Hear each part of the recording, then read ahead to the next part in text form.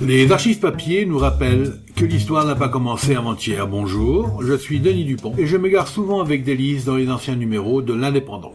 Suivez-moi avec le podcast Je vous parle d'un temps. 15 personnes mangées par des poissons en Amazonie.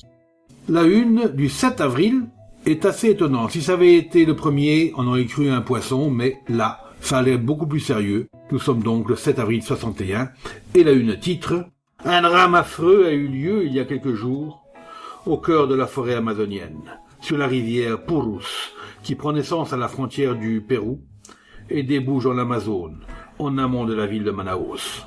Cette rivière coule entre des marécages et une forêt extrêmement dense, dont l'accès est défendu par des lianes entrelacées. Dans ce cadre sinistre, la vedette Makosim assure régulièrement, chaque mois, la liaison entre tous les centres habités et finit par accoster, après un voyage de plusieurs jours, à Manaus, la capitale de l'État de l'Amazone. Cette semaine, la vedette est partie, comme d'habitude, emmenant une quinzaine de passagers. Parmi eux se trouvait José Santiago et sa jeune femme, qui faisaient leur voyage de noces, et se réjouissaient à la perspective de connaître enfin une ville avec des vraies maisons de pierre et de briques. Il y avait également à bord plusieurs jeunes filles qui regagnaient leur collège, des commerçants, des cueilleurs de caoutchouc qui allaient vendre en ville des boules de latex, fruits de leur récolte. En glissant sur la rivière Purus, tous les passagers furent précipités sur le pont de la vedette. Un choc terrible venait de se produire. Une voie d'eau s'était déclarée. Le Makosim venait de heurter un tronc d'arbre à demi submergé qui était invisible aux yeux du pilote dans ces eaux boueuses du fleuve. Immédiatement, l'embarcation se mit à couler.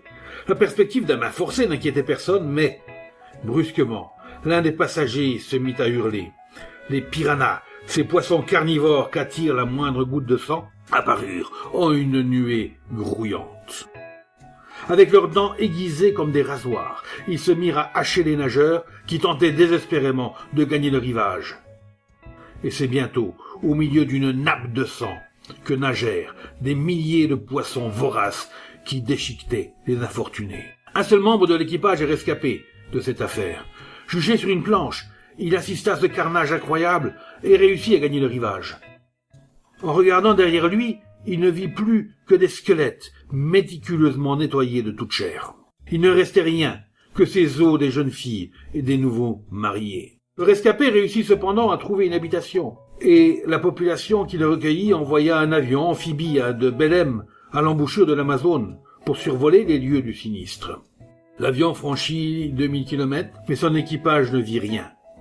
Il ne restait que quelques planches et quelques ossements dont la blancheur éclatait sous un soleil indifférent. À Paris, il y a 2 poissons mangeurs d'hommes, mais ils vivent dans un aquarium, l'aquarium du musée de la France d'outre-mer.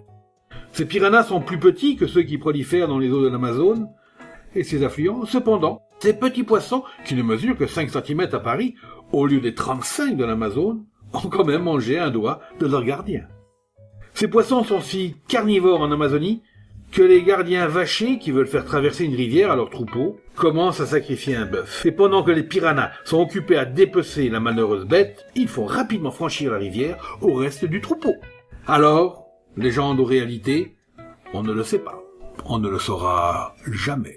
C'était Je vous parle d'un temps, un podcast produit par l'Indépendant et proposé par Denis Dupont à retrouver ici même, chaque semaine. Retrouvez cette émission et toutes nos productions sur Radio Indep et en podcast sur l'indépendant.fr, nos réseaux sociaux et votre plateforme de streaming favorite.